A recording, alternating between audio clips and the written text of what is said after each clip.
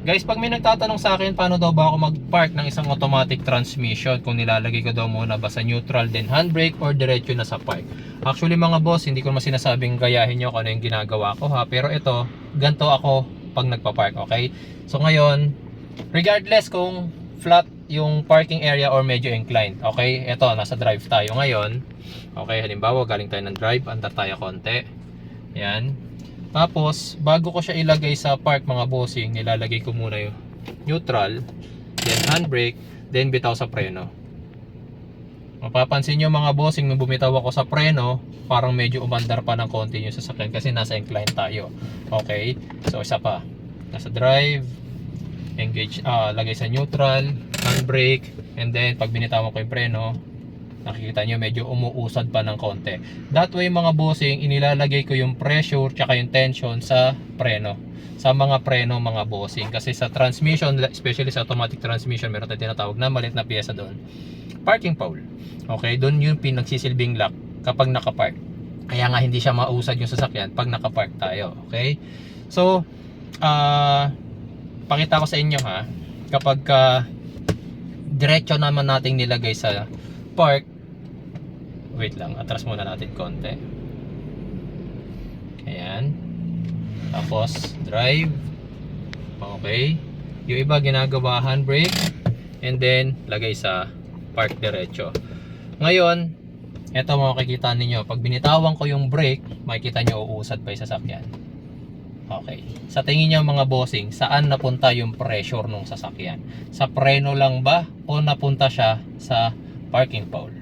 Okay, so para mas maintindihan yung mga bossing, ito may papakita ako sa inyong demonstration. So ngayon mga bossing, kumuha ako ng bato. So ito yung pangkakalso natin sa gulong. For example, this is the parking pole.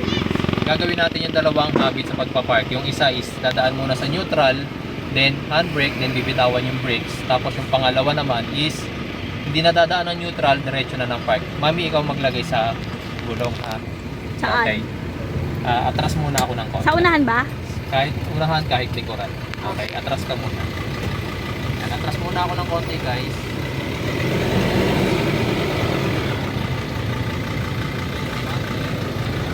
Ayan, mabanti na ako. Ngayon lalagay ko sa neutral, then handbrake, then bitawan ko yung brakes, mabantay ko ng konti, tapos lagay ko ngayon sa park. Yung bato, lagay mo ngayon sa gulong.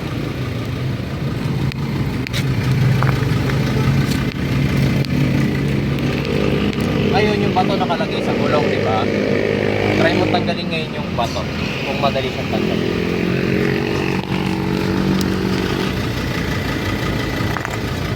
Natanggal ko na ba dali? Yeah. Okay, gawin natin yung second thing. Imagine niyo na lang yung bato, yung parking pole ha.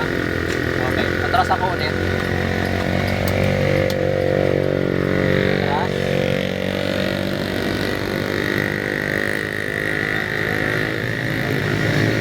Okay, tapos gagawin natin handbrake. Diretso natin sa park. Pero hindi ko bibitawan yung preno. Lagay mo ngayon yung bato dun sa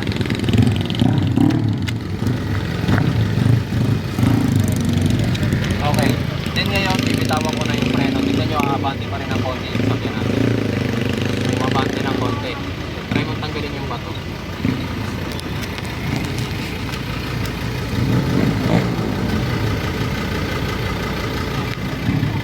Naipit. Naipit? Yeah. Tatanggal mo na? Di pa. Ayaw matanggal.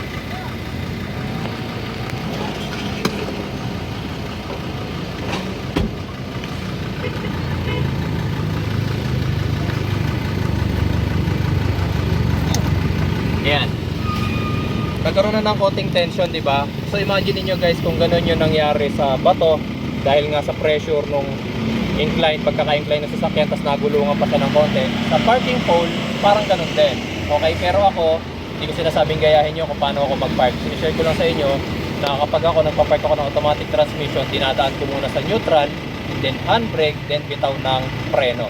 Para yung pressure, yung bigat ng sasakyan na pupunta sa brakes at hindi sa transmission.